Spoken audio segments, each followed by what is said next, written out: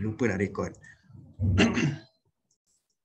Okey, nombor 3 adalah kebaikan dan juga outcome yang kita boleh dapat daripada proper enteral nutrition provision, pemberian enteral nutrition yang mencukupi, yang selamat dan sebagainya.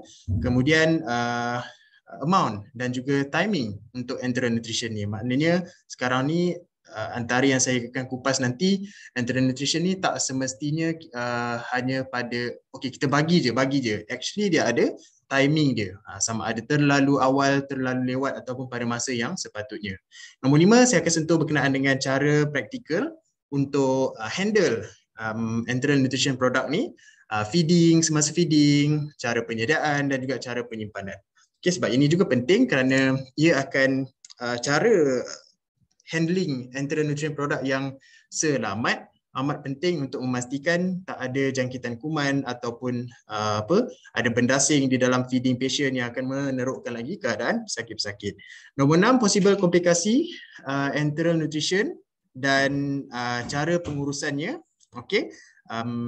Enteral nutrition ni takkan lari daripada komplikasi lah, sebab ianya seperti makanan dan ianya boleh jadi tidak sesuai kepada seseorang kerana ianya juga individualized, dan orang kepada orang yang lain, individu tu dia mempunyai keadaan yang situasi dan yang berlainan.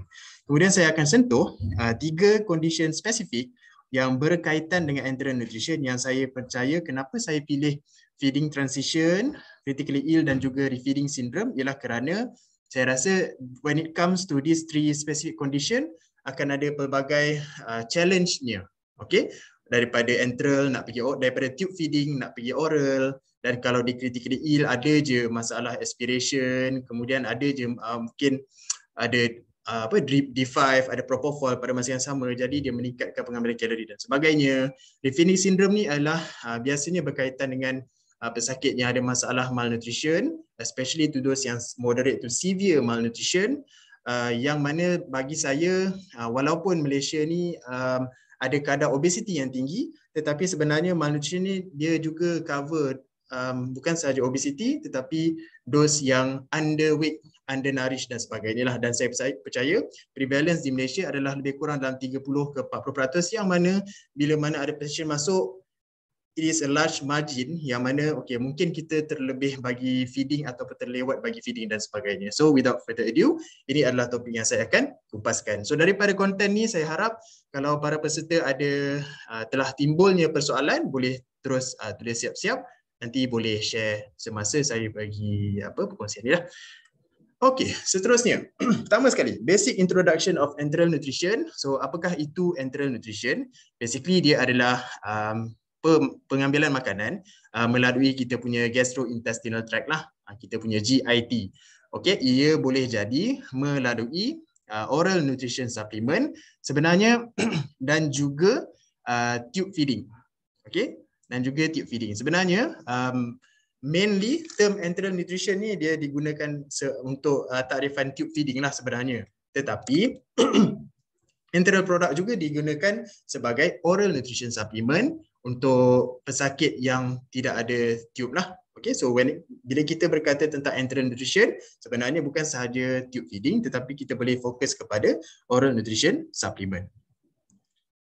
Okay, so alang-alang dah ada satu ONS, satu tube feeding. So saya akan cerita serba sedikit. Untuk oral nutrition supplement ni, dia adalah sterile liquids ataupun semi-solid ataupun powder which provide macro and micronutrients. Right? Dia digunakan untuk individual who are unable to meet their nutritional requirement through oral diet alone. Kiranya kalau patient yang contohlah dia on soft diet, tapi soft diet pun tak boleh nak habiskan untuk setiap meal time, so kita perlu tambah oral nutrition supplement lah. Dan juga nama pendeknya sebenarnya kita panggil sebagai ONS. Jadinya tak semua ONS ni dia adalah lengkap. Okey, bermakna dia ada jenis ONS ni atau oral nutrition supplement ni tak boleh dijadikan sebagai sole source of nutrition. Dia tak boleh digunakan secara bersendirian. Kalau saya boleh bagi contohnya kalau kita ada Ensure Gold. Ensure Gold dia lengkap, jadi dia boleh jadi sole source of nutrition. Tetapi contoh yang lain kalau tuan-tuan dan puan-puan pernah dengar Myotin. Okey, dia adalah protein modular yang dalam sachet tu kan, yang kecil tu dia hanya bersumberkan protein sahaja. Jadi dia tidak boleh stand alone untuk kita bagi kepada feeding patient. Dia perlu digabungkan ke dalam formula-formula yang lain. Okey, so perkara yang kita perlu consider jika kita nak prescribe, biasanya dietitian akan prescribe lah ONS kepada pesakit, sama ada dia ada tak adakah produk tersebut gluten ataupun lactose free, halal dan juga kosher. Ini secara general lah consideration in general. Kemudian kita perlu berhati-hati dengan dos yang ada dysphagia. Walaupun dysphagia bermakna pesakit ada kesukaran untuk menelan, swallowing difficulty ataupun swallowing inability, yang mana kita perlu lihat juga dan bincang dengan speech therapist tahap konsistensi yang seseorang pesakit yang ada dysphagia ni boleh terima. Adakah memang liquid sedikitnya ataupun perlu dipekatkan dengan food thickener. Sebab ni kadang-kadang kebolehan menelan ni berbeza-beza. Okay, especially kita di HP UPM ni kita adalah stroke center. So especially dysphagia dalam kalangan pesakit yang mengalami stroke lah, ataupun yang dos yang post stroke yang dalam tengah melakukan rehabilitasi itu. And then kita juga consider dia punya rasa. Okay, biasanya kalau kami dietitian jumpa dengan pesakit ni, kita akan rasalah whether dia suka tak vanilla. Kan biasanya kebanyakan ONS ni dalam perisa vanilla. Tapi sekarang ni juga di pasaran dah meningkatlah, kita ada dalam kopi ataupun dalam coklat, okey, dan juga pelbagai rasa. Ada juga dalam bentuk jus, ada juga dalam bentuk clear liquid yang tiada rasa. Okey, nama-nama lain ONS ni yalah masih lagi dipraktiskan mengikut disiplin. Sometimes dekat surgical ward kita akan nampak mereka membahasakan sebagai nourishing fluid. Okay, so basically it's the same thing. Nourishing fluid dan juga ONS adalah term yang sama. Dia adalah benda yang sama. Okay, and then kita ada ataupun kita panggil sebagai enteral product lah. Itu lebih general. Dan of course the most layman term ialah kita cakap sebagai susu. Kan baru-baru ni viral berkenaan dengan pemberian susu dekat pesakit critically ill kan, yang mana orang question kenapa bagi susu je padahal kita kena bagi makanan makanan full dan sebagainya. Tapi sebenarnya itu adalah pemahaman yang salah lah. Okay, right. Okay, of course when it comes to makanan perubatan ni kan, dia adalah bila perlu dan bila tak boleh bagi. Okay, of course untuk ONS ni indication dia adalah bila seseorang tu ada kurang selera makan, poor oral intake, especially dalam keadaan COVID-19 sekarang ni, yang dos yang stage 4 and 5 kan ada bantuan pernafasan. Jadi whenever dia ada mask contohnya kan, ada oxygen mask ataupun Zepron, sometimes dia tercungap-cungap. Jadinya perkara tu telah affect dia punya selera makan sehingga dah kuranglah pemakanan yang dia boleh ambil. Tambah lagi mungkin ada perubahan dari rasa dan sebagainya. So ONS itulah di mana ONS comes in. Dan juga ada keadaan mungkin selera dia okey tapi disebabkan dia ada increased nutrient needs, especially mungkin tenaga dan juga protein, jadi kita perlu tambahkan ONS ke dalam pemakanan dia. Sebabnya mungkin keperluan tenaga dia sepatutnya kebiasaan dia contoh mungkin 1,800, tapi disebabkan keadaan ataupun penyakit dia keperluan meningkat menjadi contoh 2,500. Jadi ni takkan nak makan biasa kalau nak makan nasi sepinggan dan sebagainya, takkan nak kena tambah 2 pinggan ataupun 3 pinggan dan sebagainya kan, just untuk reach 2,500. Ia menjadi lebih bulky dan susah untuk dihabiskan. Jadi ONS memainkan peranan sebagai penambah lah, okay, sebagai suplemen. Dia boleh jadi sebagai sebab nama pun kita panggil oral nutrition supplement kan. And then contraindication, of course patient yang unconscious ataupun yang ada swallowing difficulty atau inability, which is yang saya kata tadi dysphagia, yang mungkin kita perlu lihat semula konsistensi yang bersesuaian untuk kita berikan kepada pesakit. Okey, seterusnya tube feeding. Okay, tube feeding ni of course lah dia adalah feeding through a tube into the stomach or small intestine, right? Ada beberapa jenis tube feeding. Okay, kalau saya rasa semua orang pun sangat biasalah dengan gambar rajah ni, especially nurses. Okay, kita ada nasogastric, okay, yang mana kita feeding routes ni melalui hidung. Kita ada nasogastric yang mana tube masuk melalui nasal cavity hingga ke stomach, gastric. Nasoduodenal tube terus ke duodenum, number 2 dekat sini, dan juga nasojejunal, yang mana tube terus lagi dalam kepada jejunum. Yang mana kita panggil nombor 2 dan nombor 3 ni, nasoduodenal dan nasojejunal, ia adalah post pyloric feeding. Okay, apa yang dimasukkan dengan pyloric? Sebabnya ia merentas pyloric sphincter di perut. Dekat perut ni lah, dekat ujung perut ni.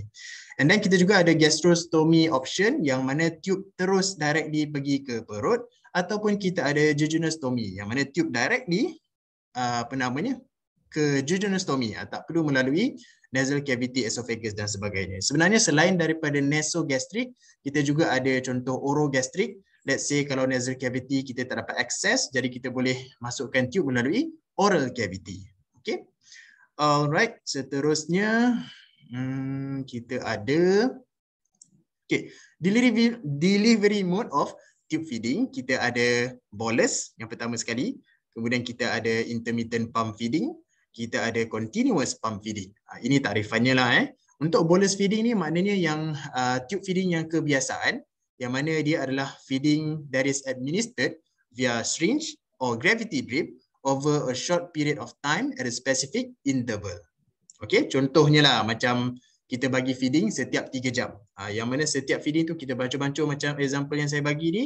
Okay, 100 ml tu directly masuk ke dalam tube, and then lepas 3 jam kita ulang lagi. Kiranya kemasukan enteral product ni ataupun susu ni, dia lebih pantas kalau kita nak compare dose yang kita gunakan pump. Okay, nombor 2, intermittent pump feeding ni adalah feeding administered via an electrical enteral feeding pump for less than 24 hours. Okay, so intermittent ni sebenarnya beza dia dengan continuous, kedua-duanya menggunakan electric enteral feeding pump, tetapi untuk intermittent ni dia lebih kepada ada cycle dia. Okay, contoh yang saya bagi dekat bawah tu, macam sekarang ni kebanyakannya, kesemualah, kita kata kebanyakannya dipraktikkan di ICU. Untuk pesakit yang memerlukan, contohnya kita bagi dia ada feeding rate. Kalau bolus tadi dia 100 ml masuk terus, 200 ml masuk terus. Okey, dia kalau macam pump feeding ni dia by meal per hour. Okey, maksudnya by sejam kita nak feeding tu infuse by berapa mil? 50 ke, 40 ke, boleh jadi 20 ke. Okey. Dan of course kalau saya bagi contoh ni adalah praktis kita pump feeding kita di HPUPM, especially di ICU, kita akan untuk feeding rate 50 ml per hour ni kita akan run selama 4 jam, kemudian kita ada rest selama 2 jam. Okey. Dan 4 jam run dan 2 jam rest ni adalah kita panggil sebagai satu cycle lah. Okey, dan sehari akan ada 4 cycle. Okey, so 6 kali 4 24 jam Okey, untuk continuous feeding memang run continuously selama 2 jam tanpa rest. Dia contoh kalau rejim yang saya tulis dekat sini 50 ml per hour of ensure goal, run selama 4 jam tetapi dia akan berterusan selama 24 jam. Okey, kenapa dia berhenti dekat 4 jam ni sebenarnya sebab boleh je kita nak bancuh banyak terus dan run maybe like 6 jam, 8 jam dan seterusnya, tapi bila dia makanan kan, bila kita bancuh susu ni dia ada hanging time dia sendiri, dia ada standing time dia, yang mana kita tak boleh biarkan dia di dalam suhu luar pada tempoh yang terlalu lama sebab kita takut dia spoil dia basi ataupun contaminated dan sebagainya. That's why dah run 4 jam, okey, kita akan tukar dan masukkan feeding yang baru dan kita continue run. Kiranya dia tidak ada a proper long rest. Kalau macam intermittent ni dia ada rest selama 2 jam. Kalau ini dia rest sekejap hajalah untuk tambah susu yang baru. Okey. Tapi sepanjang di HPUPM ni kita belum try continuous pump lagi lah. Kebanyakannya intermittent pump feeding dan lebih common lagi adalah bolus feeding. Okey. Okey, attendant kejap lagi saya akan bagi dalam chat box. Okey, link. Actually saya boleh je bagi sekarang. Kejap ataupun Arif nak minta tolong share link daripada WhatsApp tu. Asli dah bagi dah. Okey. Dekat chat box boleh. Okey. Alright, thanks. Okey, so peserta boleh isi borang kehadiran dekat link dekat chat box Okey, seterusnya okey, so tube feeding kalau macam ONS tadi ada dia punya indikasi dia sendiri. Kalau tube feeding pun of course lebih ada indication yang lebih significant. kita perlu bagi kepada pesakit yang unconscious.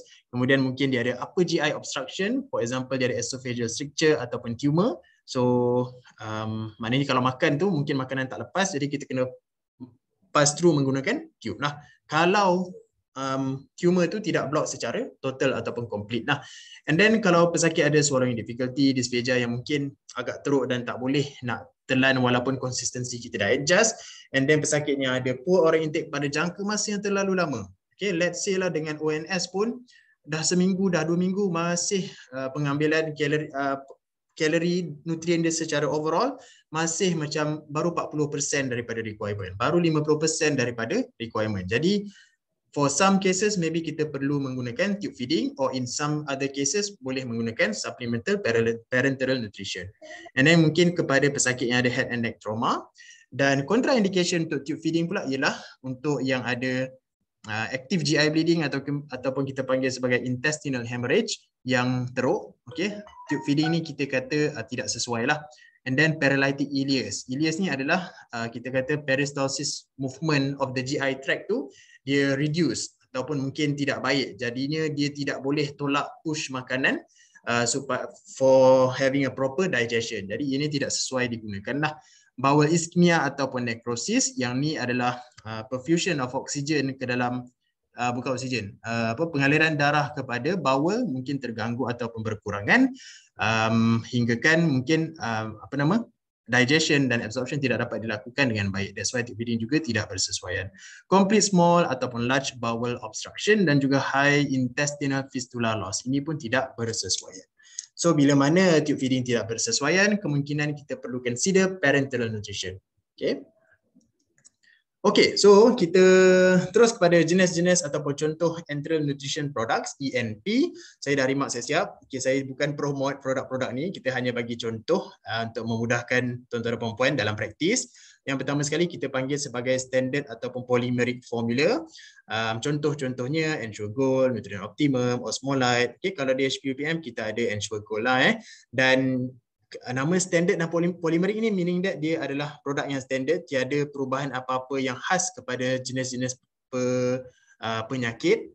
Okay, dia memang lengkap, seimbang. Lengkap meaning that dia ada semua makro dan mikronutrien yang mencukupi. Seimbang maknanya fat, protein dan juga karbo dia pada kadar yang disarankan lah.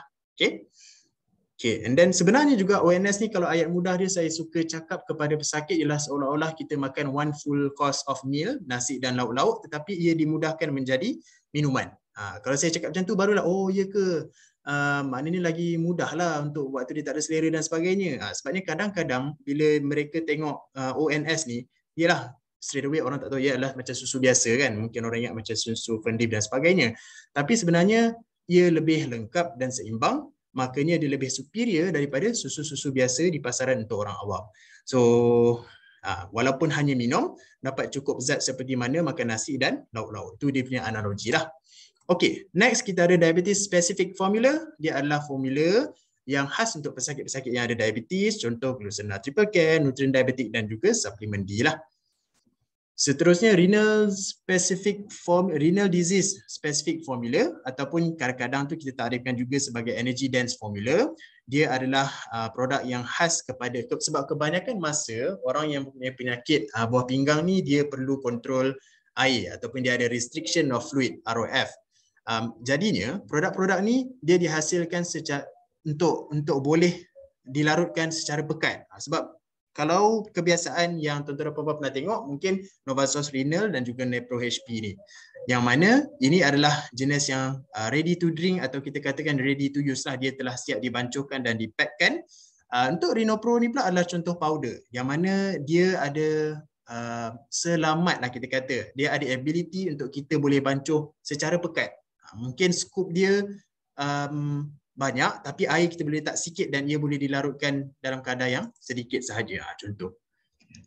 Okay. Dan juga renal specific ni sebenarnya, especially untuk ketiga-tiga contoh yang saya bagi ni juga, selain daripada ia adalah produk yang pekat, kurang dengan air, kalorinya tinggi, proteinnya tinggi dan juga mempunyai electrolyte yang rendah. Maksudnya magnesium, potasium dengan fosfat yang rendah. Sebab kebanyakan masa pesakit yang ada kegagalan buah pinggang ni mungkin pada tahap yang tinggi mungkin mempunyai masalah electrolyte imbalance di mana mungkin mereka ada hyperphosphatemia, hyperkalemia dan sebagainya. Jadi minuman ini sesuai dengan keadaan mereka yang mempunyai electrolyte abnormality ketika itu. Okay, di samping digunakan untuk CKD ataupun AKI patient, sebenarnya juga sesuai untuk patient yang ada ROF yang lain, contohnya macam those yang ada liver cirrhosis with ascites ataupun yang ada CCF lah, yang mereka perlu kontrol mereka punya fluid dan ada fluid restriction. Seterusnya kita ada modular ataupun elemental formula. Ini adalah ketiga-tiga contoh ni, Carbery, Ceprolite, Aerosource, Myotin dan lain-lain tu, Gusil.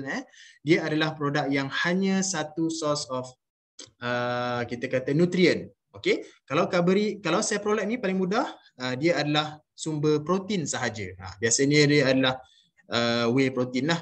Okay? Kalau yang MCT oil ni dia adalah hanya lemak sahaja dalam bentuk MCT. Kemudian Carbery ni adalah antara contoh yang mana dia hanyalah glukos dekat situ. Dia adalah sejenis sumber karbohidrat. So berbeza dengan contoh-contoh yang lain ni, mereka lebih lengkap dan mereka lebih lengkap. Mereka bergabung-gabung dari segi karbohidrat, protein, fat dan mikronutrien yang lain. Tetapi untuk modular atau elemental ni dia hanya satu sumber nutrien sahaja. Jadi dia tak boleh stand alone lah untuk kita bagi kepada pesakit. Seterusnya kita ada semi-elemental formula. Kalau yang ni kita bagi sebagai elemental formula, element. Maksudnya dia stand alone as a one source of nutrient. Kalau macam semi-elemental ni bermakna dia adalah sumber entry product yang half ataupun semi broken down. Okay? Semi-elemental formula ni, contoh macam Vital, Peptamen ataupun Semital ni, dia khas untuk mungkin pesakit yang mempunyai masalah dengan malabsorption, tidak dapat menyerap dengan baik. Jadi produk-produk ni kebanyakan nutrien di dalamnya telah dipecahkan, have been broken down for easy absorption. Okay. Seterusnya kita ada immunonutrition, contoh Neomin ataupun impact powder, yang mana immunonutrition ni ialah ENP yang ada kita kata immune modulating nutrient. For example, ada glutamin, ada arginin, ada omega 3, okay, yang mana ada nucleotide, yang mana produk kita kata bahan-bahan yang mempunyai bukti kajian yang boleh meningkatkan tahap imunisasi lah. Okay. Okay. Hanya 6 contoh yang saya boleh tunjukkan, tetapi sebenarnya ada banyak lagi, beberapa type lagi, contoh fiber supplemented, okay, dan lain-lain. Tapi itu lebih, yang ini kumpulan yang common digunakan lah. Okay, general benefit and outcome of proper enteral nutrition provision. So maknanya whenever refer kepada dietitian, kita akan prescribe ONS ataupun tube feeding ni with suitable enteral nutrition product, sebenarnya ada kebaikan dan outcome dia. Meaning that whenever kita prescribe ONS ataupun tube feeding ni, dia bukan hanya supaya patient kenyang atau bukan hanya supaya patient hilang dahaga. Sebenarnya there's a reason behind the complete and balance of the nutrient di dalam tu, ataupun the suitability of the content of the nutrient kepada situasi pesakit ketika itu. Contohnya, of course bila kita bagi ni, dia akan mengurangkan risiko malnutrition dan juga of course dia akan prevent the worsening of malnutrition. Sebab kita boleh ada patient yang dia well nourished, tapi whenever dia masuk, let's say, okay, dia pergi pembedahan operation yang maybe kita boleh kata major. Lepas tu mungkin dia tidak makan dengan baik dan sebagainya, dia sebenarnya dia tak develop malnutrition secara terus, tapi dia ada risiko yang tinggi sebab dia dah mula turun berat, dia dah mula kurang makan, dia dah terdedah, dia dah ada inflammation sebab dia adalah post operative patient. So itu adalah risiko malnutrition. Kalau ada juga pesakit yang masuk-masuk dah malnourished. Okay, masuk-masuk dah malnourished. Contohnya maybe bedridden stroke elderly patient kan, yang daripada rumah jagaan orang tua, tapi dia masuk maybe sebab dia ada aspiration pneumonia dan sebagainya. So dia telah memang malnourished. Jadi bila dah memang malnourished kan, of course bila kita bagi ONS ni ialah untuk dia kita untuk prevent the worsening of malnutrition status to itself. Dia sebab bila dah malnourished ni, maksudnya berat memang dah kurus, underweight, muscle memang sikit, so actually dia boleh reduce lagi sebenarnya. So by giving proper EN ni, kita boleh prevent perkara tersebut daripada berlaku lah. So nanti saya akan share juga kenapa malnutrition ni sangat penting untuk kita ambil kira, consider dalam rawatan. Seterusnya of course bila mana ada proper EN provision, kita reduce rate of weight loss secara overall, tetapi khususnya kita nak halang daripada muscle loss yang berlebihan lah. Kita tak nak pesakit masuk dengan kadar dia kuat dan boleh ada functional capability yang bagus, tetapi bila dia keluar dia lemah. Okay, let's say kalau dia admitted to the hospital sebulan, 2 bulan, bila dia keluar dia lemah. There must be something yang telah affect dia punya muscle composition hingga membuatkan dia lemah. Other than neurological part, muscle juga memainkan peranan yang penting lah. Okay, reduce risk of infection. Maksudnya dengan energy EN provision yang mencukupi ni, sebenarnya ialah bila kita pergi hospital ni tidaklah orang kata sebersih luar kan, sebab banyak pesakit dan juga kuman-kuman jangkit penyakit yang jenis jangkitan kuman ni dia ada kat sini. Jadi dengan good nutrition status yang telah di-enhance by enteral nutrition ni, sebenarnya dia telah mengurangkan risiko untuk infection. Seterusnya, kejap saya tak nampak. Okay, prevent under or overfeeding related complication, especially ni dekat kalau tube feeding lah sebabnya yes kita bagi feeding tetapi tanpa monitoring yang betul, actually dia either patient boleh tak cukup nutrien walaupun ada tube feeding ataupun terlebih nutrien. Kalau dia kurang nutrien, meaning that patient akan ada calorie debt, akan ada orang kata imbalance of nitrogen imbalance. Maksudnya dia ada feeding tapi feeding tu macam tak fit the purpose sebabnya tak cukup macam tu. Dan kalau overfeeding, okay, dia dapat feeding pula tapi terlebih-lebih pula. Jadi maybe boleh berlaku hyperglycemia, boleh jadi hypercapnia, and then boleh increase complication pesakit penyakit dan ataupun keadaan tersebut. So giving feeding ni sebenarnya sangat perlu berhati-hatilah sebab dia ada kesan yang berat. Okay, seterusnya proper EM provision ni akan reduce length of hospital stay. Okay, dia mengurangkan hospital stay juga sebenarnya dan juga improve wound healing. Okay, especially bila kita nak tenaga dan juga protein untuk wound healing lah, post operative wound healing ke, trauma wound ke, okay. And then attenuate inflammatory response. Okay, bila inflammatory response ni akan keluar bila mana ada accident contohnya, MVA contohnya, operation contohnya, infection contohnya, admission to critically ill, intubated dan sebagainya akan meningkatkan apa orang kata inflammation response ni. So dengan ada proper enteral nutrition, dia akan cuba untuk mengurangkan atau merendahkan respon inflammation ni, yang mana sebenarnya nanti dia akan daripada inflammation ni boleh membawa kepada perkara-perkara yang lain lah. Dan akhir sekali secara generalnya, of course whenever kita menggunakan gut, kita guna kita punya apa namanya gastrointestinal tract ni, dia punya gut integrity kita dapat maintain, meaning that we can achieve maintenance of structural and functional gut integrity. Sebab jika gut ni tiada apa yang masuk, kita tak feed the patient for quite some time, let's say kalau patient ada prolonged NBM, junction antara kita kata enterocyte ni dia boleh tidak jadi tight, tidak rapat. So bacterial translocation boleh berlaku lah, meaning that bakteria daripada dalam GI boleh keluar ke salur darah ataupun sistem yang lain lah. So itu yang kita tak nak. So EN should be used whenever feasible.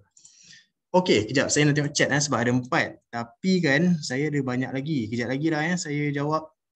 Okay, alright. So untuk yang ni, general benefit and outcome proper EM provision, as in extension lagi, ini adalah infografik daripada Aspen. Malnourished hospitalized patient ni dia sangat associated dengan poorer outcome despite the aggressive treatment that have been given to the patient. Okay, nampak tak? Malnourished patient ni dia ada 3.4 kali ganda lebih tinggi in hospital death.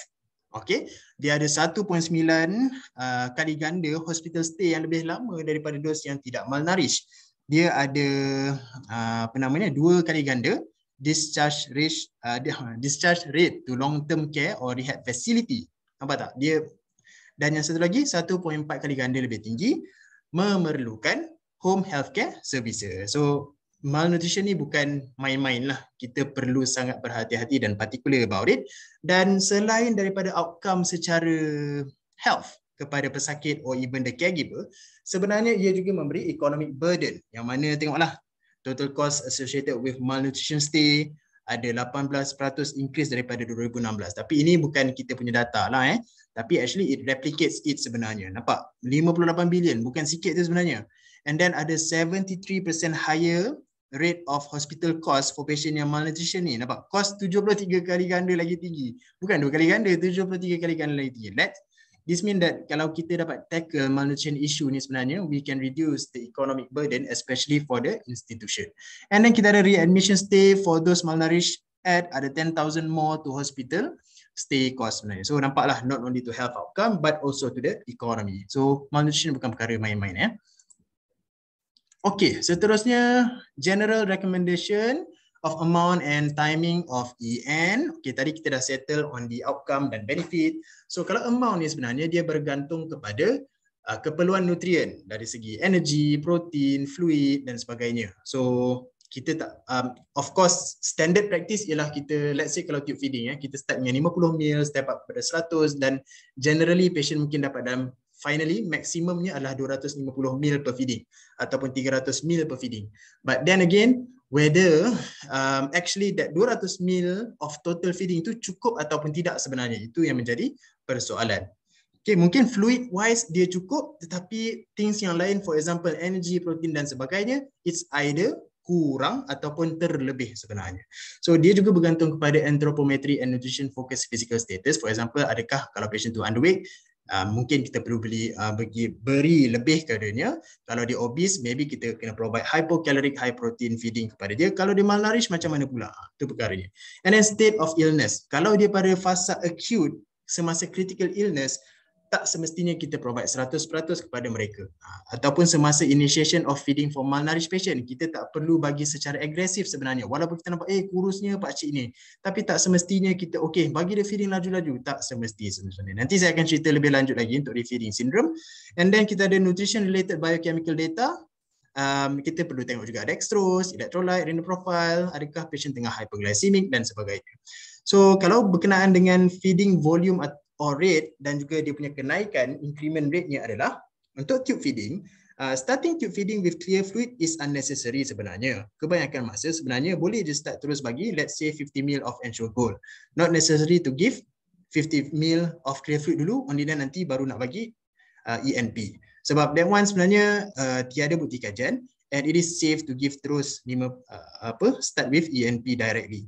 And there is no specific suggestion of increment amount of tube feeding. However, careful progression of feeding need to be considered for patient with risk of repeating syndrome, high risk for aspiration, critical illness, and maybe GI related post-operative patient.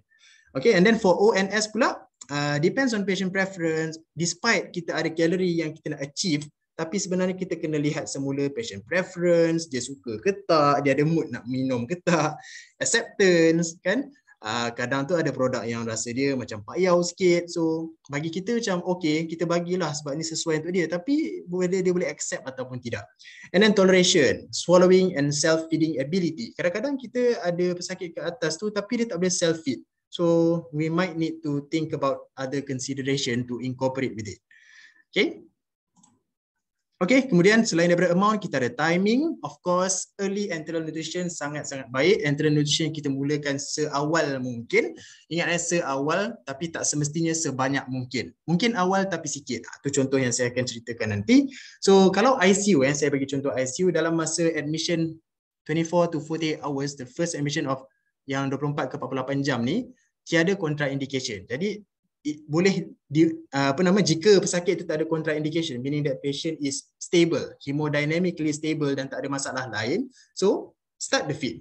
Okay, jangan lengah-lengahkan. Sebabnya early enteral nutrition ni dia ada kebaikannya, yang mana from research dia mengatakan dapat reduce mortality rate, lower the incidence of pneumonia and infectious complication di dalam ICU. So why not, when it comes to reducing the infection dan sebagainya, why not we give early enteral nutrition?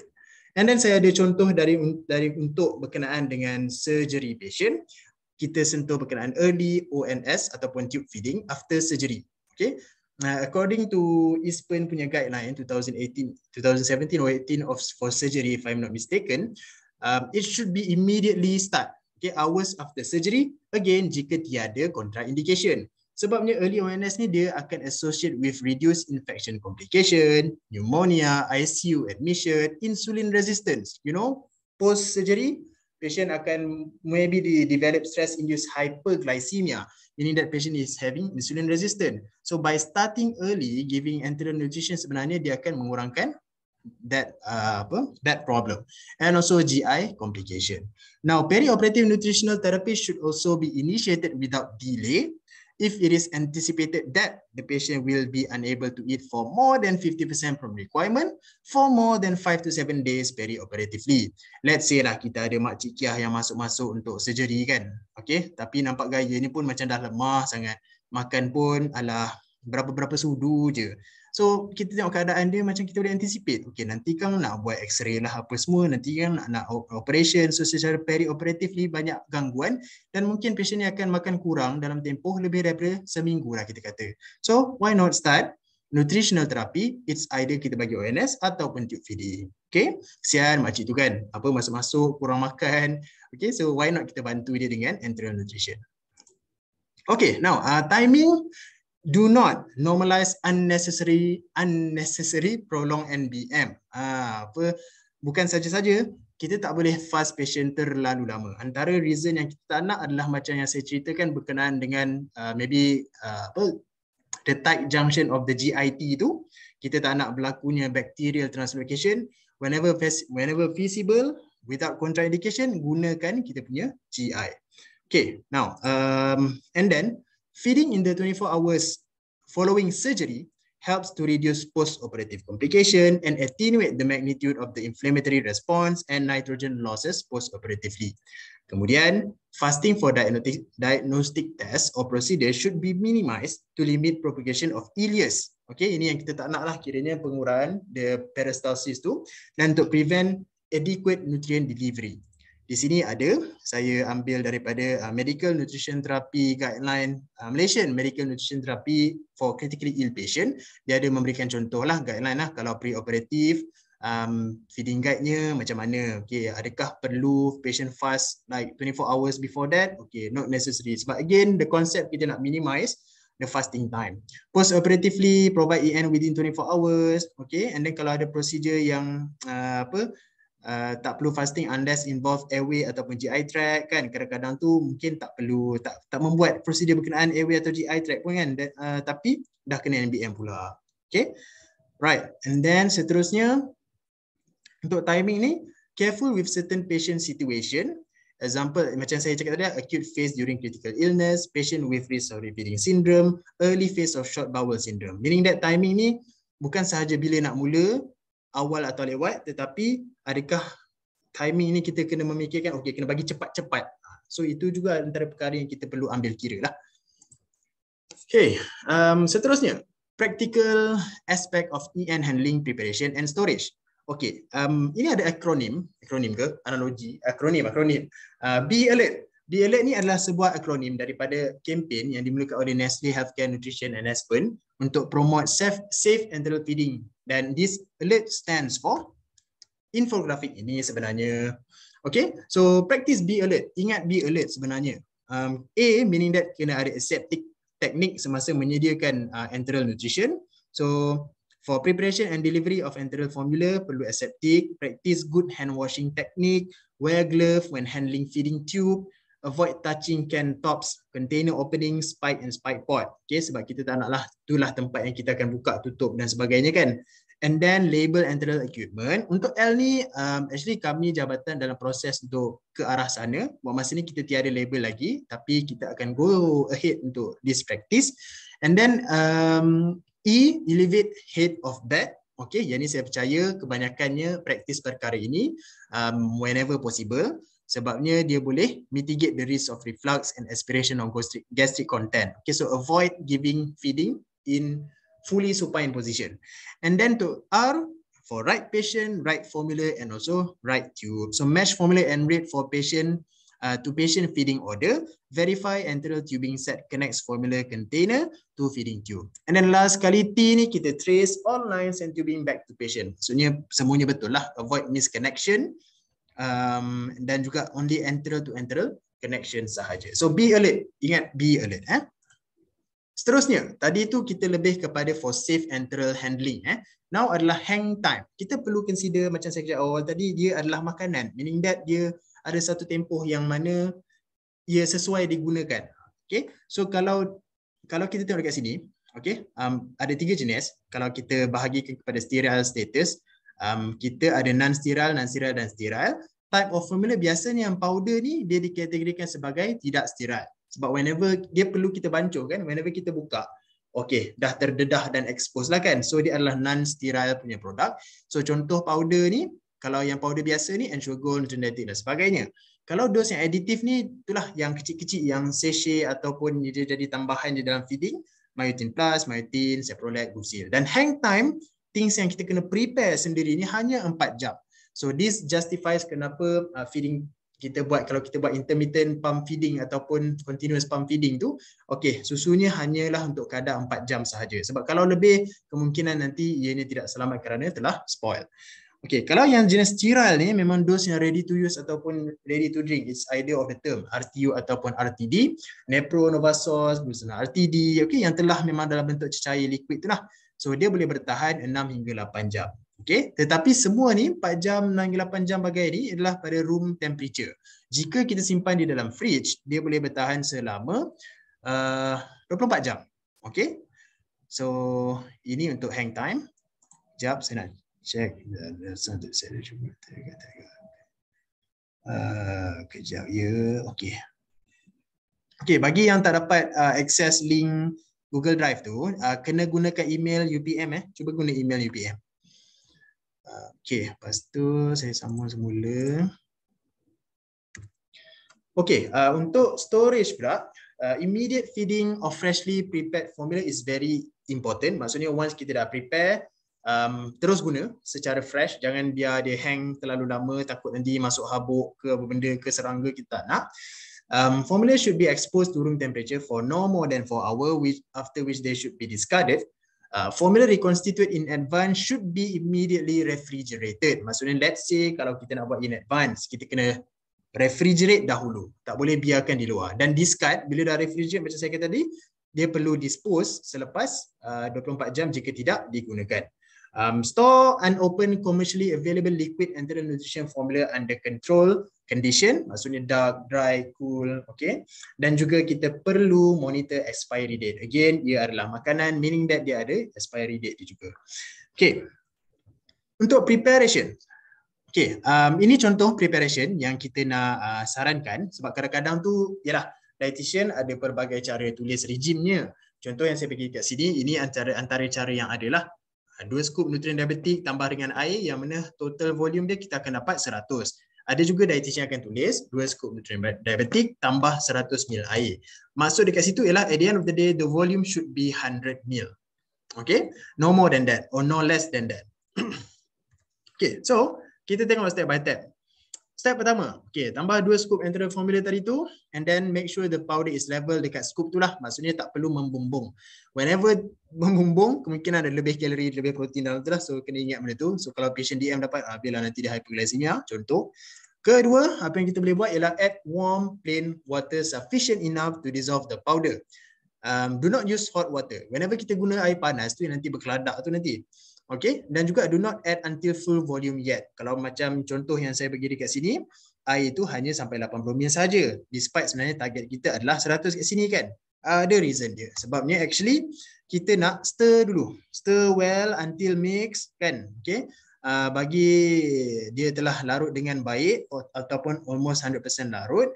Kemudian kita tambah lagi more plain water, warm water tadi sampailah kita reach 100 ml, and then kita kacau lagi sekali, and then ready to serve. Okay, sebenarnya in other words, in layman words yang saya boleh ceritakan dekat sini, sebaiknya penambahan scoop tidaklah dilakukan secara, orang kata let's say ada feeding regime yang 10 scoop kan, elakkan letak 10 terus, kemudian letak air dan bancuh, sebab dia akan lambat sikit nak larut. So, gradually tambah scoop, tambah air, kacau supaya memudahkan proses larutan itulah. Sebabnya ada juga yang share kepada saya cara bancuhan yang mana susu akan ditapis. Jelas sebab kita kuatir kita kuatir nanti ada keledak yang akan block ataupun clog feeding tube kan.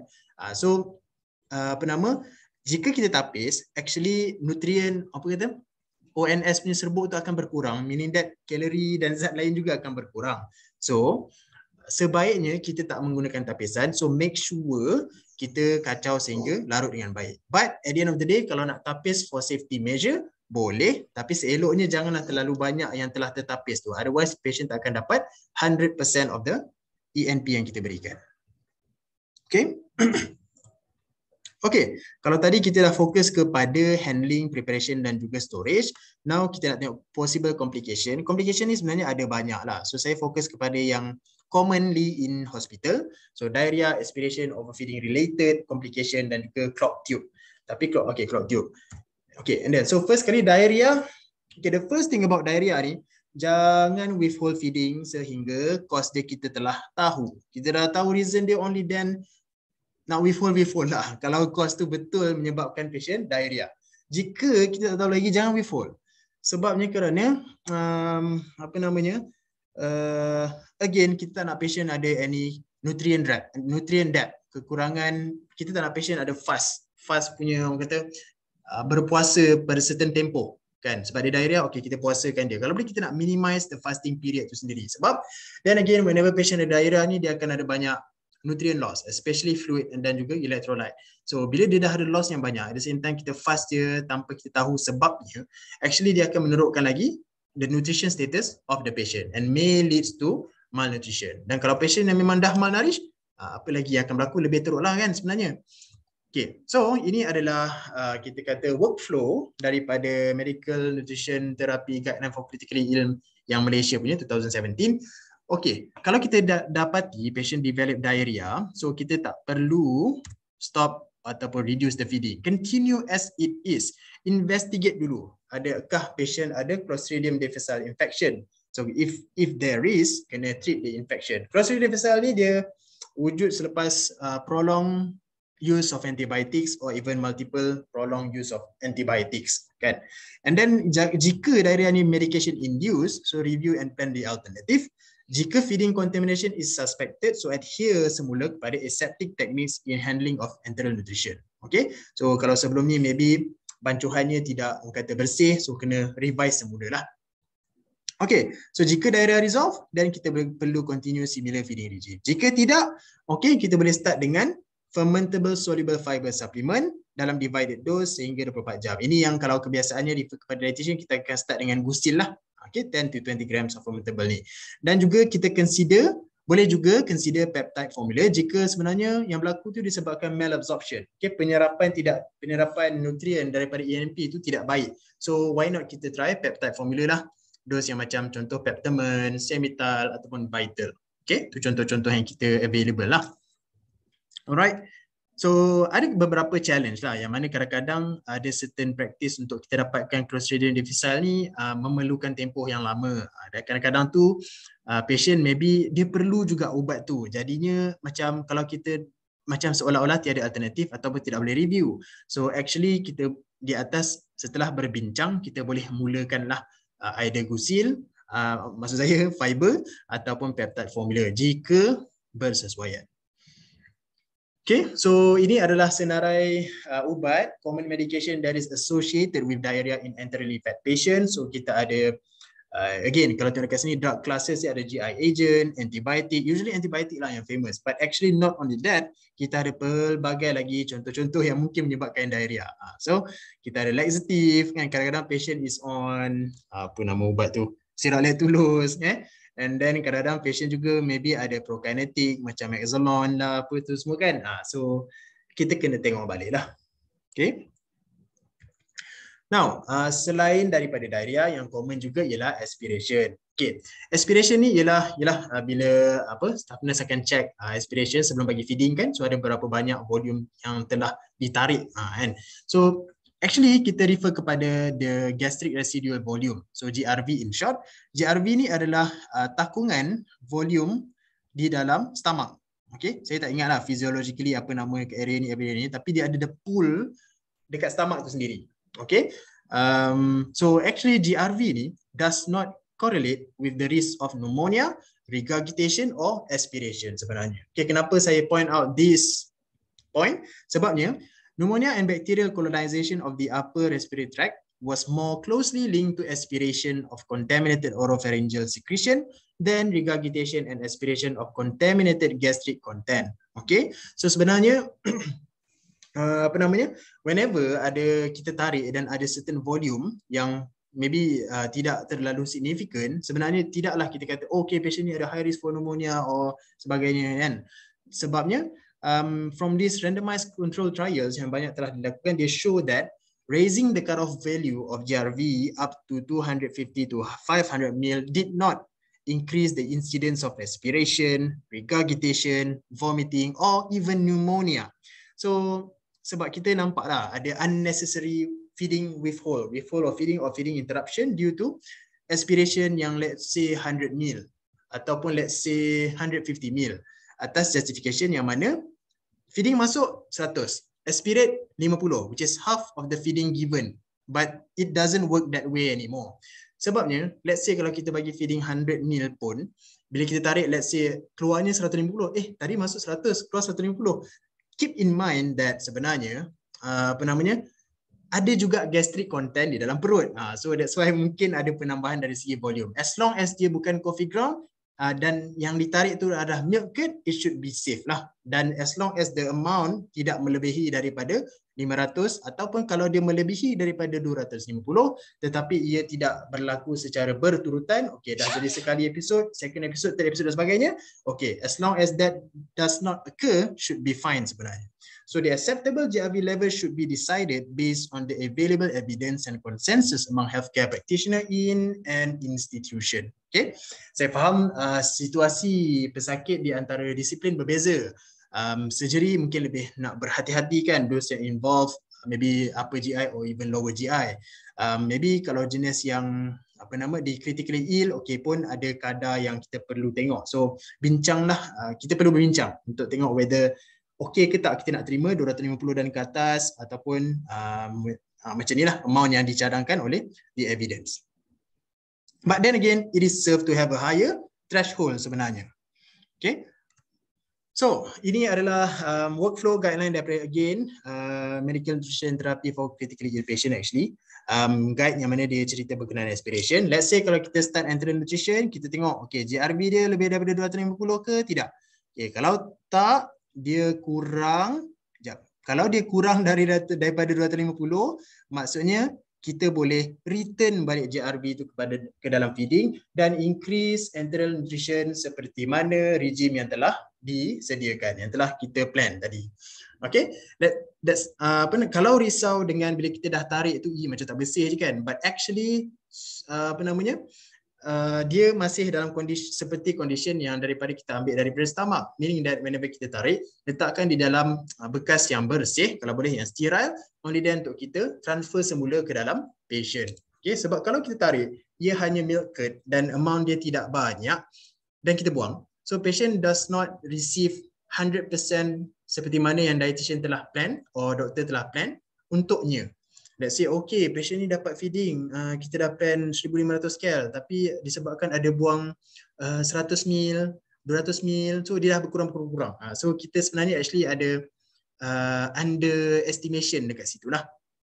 Okay, jika GRV ni lebih daripada 250, dia ada condition lah. Kalau macam antara 250 dengan 500 ni, kalau first episode apa kita perlu buat?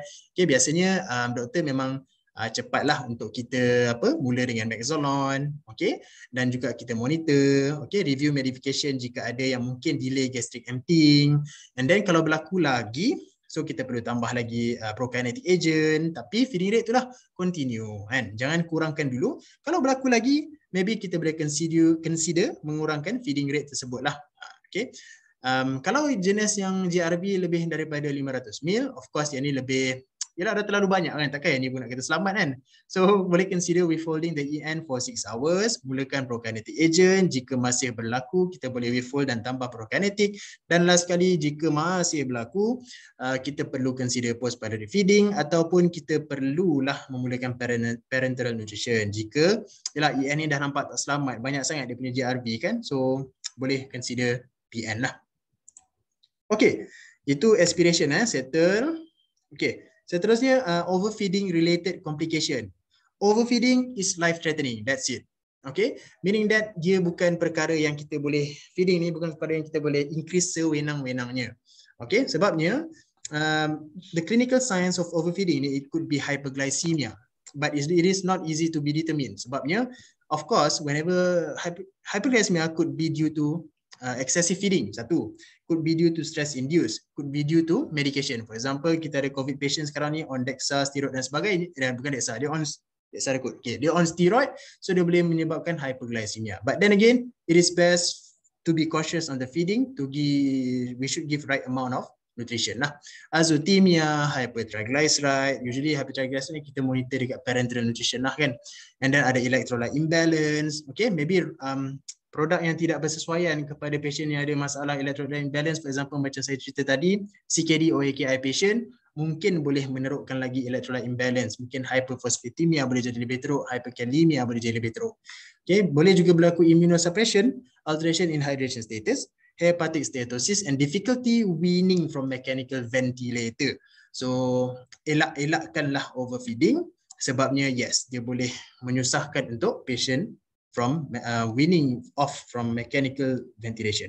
Tambah lagi kita kena pay extra caution on energy contribution from non-nutritive energy source. Energy ni bukan daripada makanan or feeding sahaja, because kita ada dextrose drip D5, D10, D50, ianya membekalkan tenaga. Kita juga ada lipid based medication, for example one of the example of sedation, propofol. Propofol ni biasanya penggunaannya di ICU lah for critically ill patient. Dia membekalkan 1.1 kal per meal. Let's say kalau patient dapat sehari dah run pada dia maybe like 5 meal per hour, maybe run for 8 hours kan. So dia dah dapat freely kalori dekat situ. Tambah lagi mungkin dia dalam keadaan yang tak perlu dapat tinggi kalori, maybe sebab dia dalam acute phase of critical illness. So let's say feeding kita dah bagi low dose, tapi ada pula propofol. Maybe feeding kita tak tengok untuk bagi low dose, tambah propofol, tambah D5, okay, patient akan dapat overfeeding semasa acute phase of critical illness, which will increase the risk for mortality sebenarnya. Okay, so kena sangat berhati-hati. Tambah lagi kalau ada CAPD ke apa kan. Tambah lagi kalau guna calorie dense formula. Patient is on isosource, patient is NovaSource. Dia sikit tapi kalori dia banyak. So sangat kena hati-hati dekat situ. So contoh kat sini kita ada D5, D10, propofol. Ini yang macam saya cerita tadi. Dan juga contoh daripada peritoneal dialysis, dia juga mempunyai dialysate yang membekalkan tenaga. Okay, so akhir sekali ialah berkenaan specific condition. Yang ni pun saya secara brief, saya tak cerita secara detail, hanya perkara yang perlu sahaja. So untuk first kali, feeding transition ada banyak lah. Daripada parenteral ke enteral, enteral tube feeding kepada oral, ada daripada parenteral kepada oral. Tetapi saya tak fokus pada semua, saya hanya fokus kepada tube feeding kepada oral. Okay. Now, ini adalah dia punya workflow. Okay, contoh yang saya boleh berikan, contohnya patient sekarang ni full tube feeding. Okay, adakah oral intake feasible? Okay, jika ya, dah boleh mulakan. Okay, kita introduce oral food during meal time and administer EN in between meal contohnya. Ini contoh kadang kita tak practice begini. Maknanya kita allow patient untuk makan dulu sebab dia dah pass swallowing test and so on. Tapi kita teruskan dengan tube feeding dulu. And then let's say kalau dia tolerate oral food, meaning that dia pass swallowing test, dapat menelan dengan baik dan sebagainya.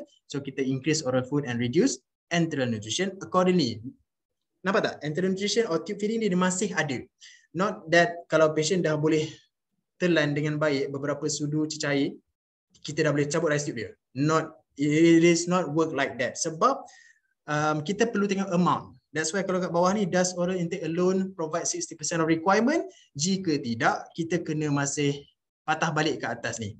Masih dengan benda lah ni, enteral nutrition or tube feeding. Dia kena macam tu, masih dengan yang macam tu.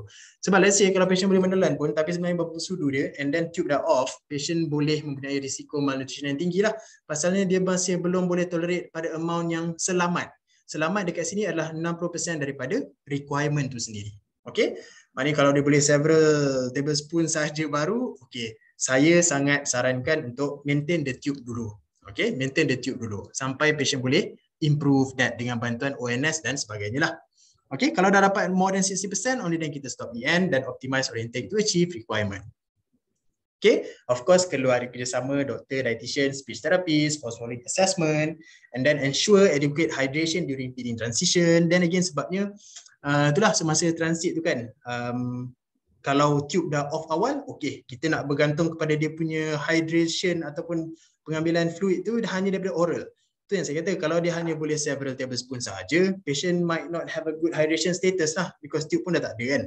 Takkan nak masuk drip balik, macam tu contohnya. And then premature cessation of EN before adequate oral intake is established should be avoided. Maksudnya itulah, inilah ceritanya, tak boleh prematurely cease the tube feeding. Okay. Okay, itu feeding transition. Okay, saya hanya fokus dengan meaning that the point to take home message dekat sini ialah kalau boleh jangan off tube awal-awal. Tengok dulu patient boleh minum ONS ataupun let's say soft diet ke banyak mana dulu, baru kita off. Okay. Okay, critically ill, ada beberapa perkara perlu consider. Dekat sini saya ada share apa ni ya. Okay, phase of critical illness. The first phase adalah acute phase early period dan juga acute phase late period. Dekat sepanjang acute phase ni sebenarnya catabolism berlaku lebih banyak daripada anabolism, sebabnya badan perlukan tenaga. So mana nak dapat tenaga kan bila kita dah let's say lah masuk ICU sebab accident contohnya. Okay, so badan perlukan tenaga. Okay, so macam mana dapatkan tenaga? Ialah melalui catabolism. Kena broke down the muscle or anything yang berada dalam badan ni yang relevan dan bersesuaian to get the energy. Meaning that berlakunya endogenous energy production dekat situ. Okay, the first acute phase. Lepas tu dekat late phase ni barulah berlaku anabolism. Meaning that okay, the inflammatory storm tu semua dah lepas, so badan bersedia untuk anabolism semula dekat situ. So endogenous energy provision dekat situ dah berkurangan. Okay, ataupun sebenarnya kita boleh attenuate by giving more of energy daripada nutrition lah. So kalau tengok dekat sini, actual energy expenditure should not be the target during the first 3 days of acute critical illness. Okay, sebab yang saya cerita tadi itulah ada endogenous energy production. So early full feeding causes overfeeding as it adds to the endogenous energy production which amounts to 500 to 1004. Bayangkan, let's say hari kedua sebenarnya mungkin endogenous energy production dia 1004. Patient dah sampai boleh dapat let's say daripada rice tube kan. Kita kira patient boleh dapat dalam 1000.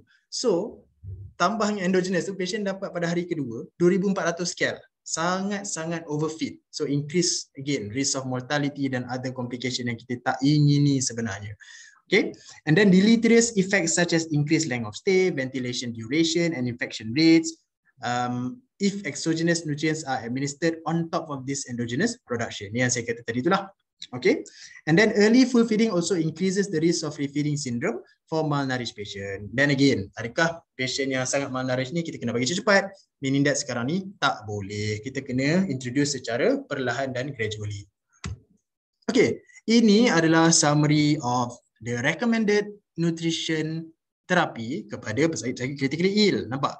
Okay, day pertama ni kita tak boleh straight away bagi 100% ataupun 80%. Okay, the first acute phase ni kita kena bagi sikit-sikit dulu. After that nanti okay, dah sampai phase-phase yang lain, even also after ICU discharge, nampak keperluan akan meningkat dan meningkat. Okay, meaning that patient stays hypermetabolic even after patient discharge from ICU. Okay. Okay, kedua, selain daripada tadi kita nak consider fasa critical illness, kita kena tengok hemodynamic stability of patient juga. So dekat sini kalau patient yang tak stabil, hemodynamically unstable, so we may need to consider trophic feeding 10 to 20 ml per hour. Okay, dia walaupun kita nampak sikit, tapi at least kita mula. Okay, sebabnya kebaikan dia adalah kita preserve, it will preserve intestinal epithelium, okay, stimulate the secretion of brush border enzyme, enhance immune function. Okay, ini yang kita nak. Dan preserve epithelial tight cell junctions in order to prevent bacterial translocation. Okay, walaupun dia mungkin dah tak stabil, tapi let's say if indicated, kita boleh buat trophic feeding ni supaya kita boleh prevent perkara yang teruk seperti bacterial translocation. Okay, so selain daripada itu, kita juga ada keadaan yang patient on vasopressors kan. Okay, ini adalah sebab bila vasopressor, meaning dia high dose dan sebagainya, actually patient boleh ada, kalau kita bagi feeding seperti biasa, patient boleh tidak tolerate dengan baik. So, kena hati-hati. Let's say kalau kita tengok dekat ni kan, kalau dia punya vasopressor dose dia ni lebih daripada 0.5 mic per kilo per minute ni, do not feed EN. Okay, ada keadaan yang macam ni juga sebab it may pose significant risk of bowel ischemia. So that's a big no-no lah, memang tak boleh lah kan. Okay, so feeding strategy, kena bagi trophic feeding, advance EN slowly, walaupun di 10 and 20 mil patient nampak okay tolerate je, jom naik laju dari 50 jadi 100. Okay, kita takut ia berlaku di pertengahan tu. So especially in critical illness, sebab yang critically ill condition, so advanced enteral nutrition slowly adalah cara yang terbaik, dan kita hati-hati dengan signs of intolerance. Okay, check residuals on vasopressor, consider elemental ataupun peptide formula to minimize gut oxygen consumption and improve absorption. Okay, kalau intolerant kita boleh tengok sini lah, gastric residual dia lebih daripada 500 per episode, ada nausea vomiting, ada pain yang baru, ada unexplained elevation in lactate with feeding initiation kan, feeding naik, lactate naik, macam aduh something wrong kan, so kena tengok balik lah. Okay, aspiration pun kena tengok, again whenever critically ill patient they have their sedation, they have their inotropic support, so dekat situ dia akan lebih susah untuk menyerap dengan lebih baik dekat situ. So dekat sini kita consider yang tadi itulah volume yang kita sarankan tadi untuk reduce feeding interruption ataupun withhold jika amount dia okey-okey sahaja. Last sekali, refeeding syndrome. Okay, refeeding syndrome ni define sebagai shift in fluid and electrolyte that may occur in malnourished patient. Saya ulang, malnourished patient. Okay, dia tak suka-suka je macam okay tak makan sehari, okay tiba refeeding. Okay, but then again kita kena tengoklah what kind of malnutrition yang telah berlaku kepada patient. Adakah chronic disease related ataupun acute disease related ataupun starvation related malnutrition. Okay, that one perlu ada assessment yang lebih spesifik. Okay, so bayangkan patient yang malnourished, elderly, terlalu kurus yang memang makan pun 10% daripada requirement for maybe a month, maybe 2 bulan kan, tiba-tiba kita bagi feeding banyak-banyak sebab kita nampak dia kurus-kurus. Okay, so itu yang menyebabkan refeeding syndrome, dan refeeding syndrome ni ada clinical consequences dia, yang mana boleh berlaku volume overload with risk of heart failure and peripheral edema, spasm or cardiac arrhythmias, muscle weakness, rhabdomyolysis, and impaired hematopoiesis with symptoms of anemia and reduced oxygen supply, which all of this can lead to mortality lah sebenarnya. So ianya sangat-sangat berbahaya. So for patient who develop refeeding syndrome, a calorie restriction protocol led to significant longer overall survival time, lower mortality rate at day 60, lower incidence of major infection, and lower incidence of airway or lung infection as compared with the one yang ada standard calorie intake. So that's why patient yang malnourished ni kita kena start perlahan-lahan. Okay, so apa kriterianya kita nak tahu? Adakah kurus-kurus dah cukup? Not, itu tak cukup sebenarnya. So kita ada dua, sama ada dia met one or more of the following ataupun two or more of the following. Kalau kita patient tu BMI dia kurang daripada 16, okay, kita tick, meaning that this patient might have a high risk for refeeding syndrome. Dia ada unintentional weight loss more than 50% daripada berat dia kan dalam masa 3 ke 6 bulan. Dia ada makan sikit, okay, little or no nutrient for more than 10 days. Saya pernah je jumpa sebulan makan sikit. So bayangkan lah dia punya risiko untuk refeeding kan. Low level of potassium, phosphate or magnesium prior to any feeding. Sebelum ada apa-apa feeding dia dah rendah. So kena hati-hati. Kenapa rendah kan? So kalau malnourished patient ni, especially kalau tak ada masalah malabsorption, mesti daripada dia punya inadequate intake, betul tak? And then kalau yang B ni pula, patient has 2 or more, kalau BMI rendah dari 18, ada unintentional weight loss more than 10%, ada sama juga tapi dia lebih severe, more than 5 days yang little intake ni, dan history of alcohol abuse or some drugs including insulin, chemotherapy, antacids or diuretics. So ini adalah dia punya nutrition management untuk patient yang ada risiko refeeding syndrome. Belum refeeding lagi, risiko refeeding syndrome. So kita tengok dia punya potassium, kalsium, fosfat dan magnesium level dia.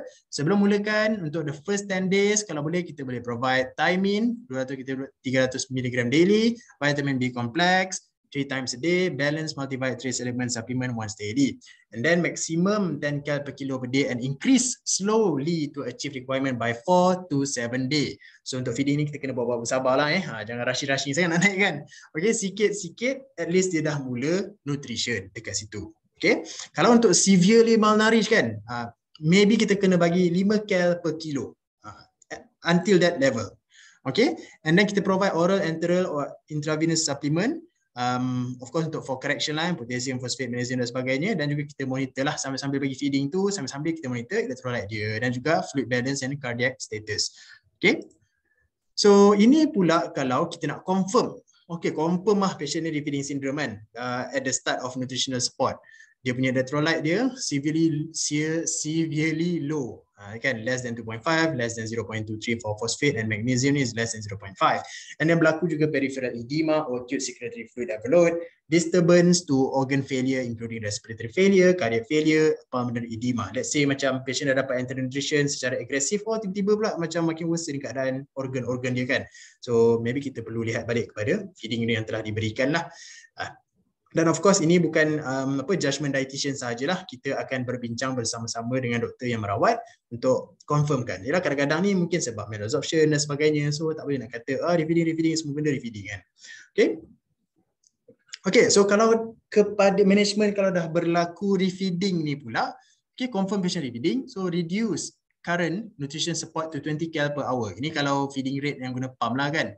So nampak, reduce. Let's say kalau dah terlajak bagi 100 kcal per hour kan, meaning that dah berlaku ni, kita kena kurangkan, kita boleh maintain, otherwise nanti they will worsen the condition. Okay, and then replace phosphate deficit. Strongly recommend daily administer at least 100 mg of thiamine, ada B group vitamin, multivit dan sebagainya. Ada frequent monitoring and then check phosphate. Okay, phosphate ni macam kita ada electrolyte ada 4 tadi, magnesium, kalsium, potassium kan. Tapi phosphate ni antara yang kita selalu perlu tengok dahulu. Jika dia dah lebih daripada 0.71, okay, barulah kita boleh increase nutrition support kepada 40 kcal per hour dan sebagainya. Kalau dia dah improve lagi, dia masih bukan bawah 0.71, barulah kita naik. Meaning that untuk patient refeeding syndrome ni kita boleh suka-suka naik lah, kena ada bacaan phosphate. Okay. Dan akhir kata daripada saya, pihak jabatan sedang menghasilkan Adult Enteral Nutrition Feeding Protocol untuk assist membantu tim-tim perawat berkenaan dengan nutrition, enteral nutrition. So ini adalah table of content. Sekarang ni tengah dalam fasa revision dalam kalangan ahli jabatan dan juga wakil daripada nurse. Saya nak ucapkan terima kasih juga. Dan lepas ni kita akan bagi protokol ni di review dan dinilai oleh pakar-pakar pula lah. Only then kita akan revise dan kita akan buat hebahan dan edaran untuk penggunaan. Okay, so in the meantime, kalau ada apa-apa persoalan, jangan segan, jangan malu untuk terus directly contact kita. Kita sama-sama belajar lah. Itu yang saya boleh katakan. Okay, thank you, itu sahaja. Saya baru sempat nak tengok chat box. Kejap kita saya nak ni. Okay, mana saya nak jawab dulu ni ya? Ada apa-apa soalan tak? Sementara saya baca-baca ni dulu, ada tak siapa-siapa nak tanya secara audio, verbal? Ya, saya tengok dulu satu-satu. Okay, boleh ke kalau orang yang nak diet kurus hanya consume susu sahaja, tak nak ambil makanan sebab susu ni cukup dengan nutrien kan? So maaflah ditopik sikit. Tak apa je, saya jawab. Okay, ini yang kita ada sebagai macam, biasanya kita panggil benda ni sebagai meal replacement lah kan? Okay, produk yang complete and balance, okay, untuk replace. Tapi sebenarnya dia tak boleh totally replace kita punya diet lah. Either kita replace 1 meal ataupun 2 meal sahaja macam tu. And then the rest kita makan seperti biasa with low calorie diet. But then again, saya tak boleh olah lebih panjang. So boleh contact for further explanation. Okay, and then dan juga tak semestinya kita tahu dia complete and balance, tapi sebenarnya adakah mana-mana produk pun kita boleh guna. That one kita perlu dapatkan kita punya suggestion lah. Okay, seterusnya okay, nak tanya, contoh kalau saya NG aspirate dalam 200 ml, perlukah saya masukkan balik atau buang? Terima kasih. Okay, kalau kita tengok guideline tadi, kalau saya scroll dekat GRV aspirate sini okay, aspirate nampak tak? Kalau berlaku 250 ke 500 first episode, boleh return selagi dia tidak coffee ground. Okay, return sahaja dan kita akan mulakan terapi-terapi yang lain ni, and then tengok balik second episode. Jika berlaku, masih boleh return, dan kalau third episode masih berlaku, kita boleh return juga sebenarnya. And then kalaulah masihlah orang kata JRV ni tak kurang-kurang lagi kan, okay, dan dia meningkat pula, only then kita tak boleh nak return dan sebagainya lah. But then again, ini sebenarnya sejujurnya daripada saya sangat berani lah, considering kita punya current practice di hospital di Malaysia, not only in HPUPM, di Malaysia lah.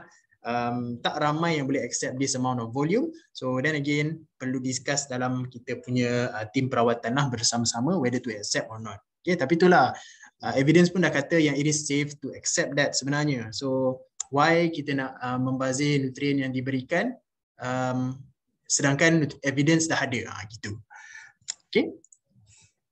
Kata kat mana lagi nak sambung tadi? Sekejap. Okay. Boleh sharing kehadiran, bagi staff.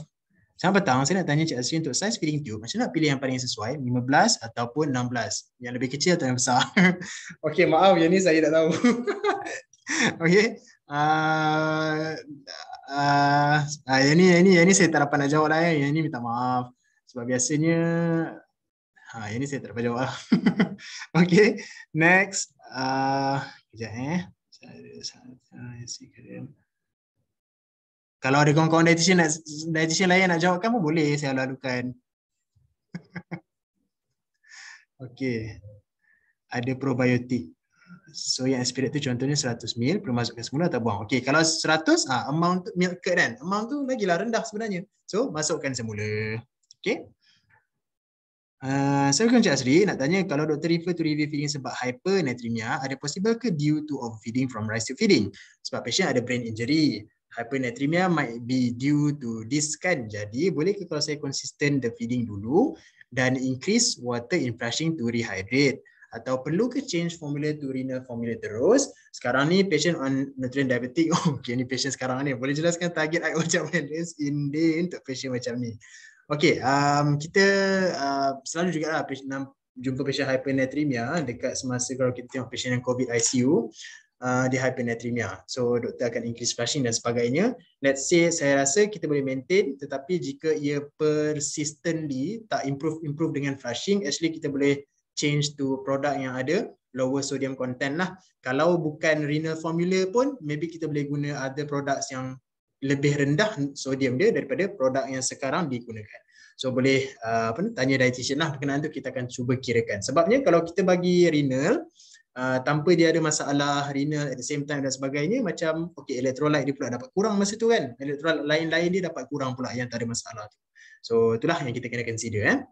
Okay, Encik Azri, biasanya surgeon selalu risau akan ada anastomotic leak lepas guide surgery. So mereka biasanya fast untuk 3 hari dulu baru start feeding. So sekiranya sepatutnya tak boleh fast langsung unless betul-betul ada contract. So kiranya sepatutnya tak boleh fast langsung unless betul-betul ada contraindication yang berlaku ke, ataupun ada certain GI surgery ni memang high risk untuk anastomotic leak. Okay, dia sebenarnya kalau macam kita tengok evidence yang ada lah, initiation of this enteral nutrition, it doesn't worsen the anastomosis connection tu. Dia tidak menerukkan lagi. Tapi itulah kalau tengok kepada assessment of the surgeon themselves, patient tu ada risk yang tinggi untuk anastomotic leak. Okay, yang tu kita perlu consider lah. Meaning that, okay, kita tak boleh straight away bagi enteral nutrition. Sebab dia ada this high risk untuk anastomotic leak, maybe we can consider of other access yang sesuai kepada patient ni lah. But then again itulah, enteral nutrition does not worsen the anastomosis connection di dalam dekat kita punya GI itu sendiri. Dia tidak menerukkan lagi sebenarnya. Dan juga kita pun bukanlah straight away untuk give the large amount kan. Kita akan bagi, let's say kalau kita guna pump feeding, it will go like sikit-sikit. So itu perkara yang kita boleh consider lah. Okay, then again, please avoid and minimize fasting. Otherwise, it does not good to the patient lah. Kita nak elakkan banyak perkara. Dan juga, the window period yang paling cantik untuk dapat all those benefits adalah the first 24 to 48 hours.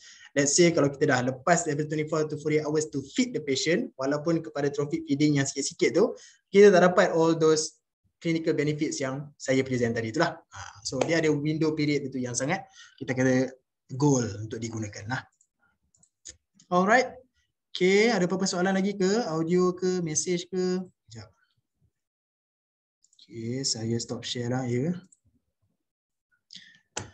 Okay, ada apa-apa soalan lagi ke? Kalau tak ada, semua harap-harap dah isi borang kehadiran. Kalau terlepas atau boleh access tak apa, maybe boleh contact, kita bagi link lah. Okay, saya kira, okay apa ni? Okay, Google Form.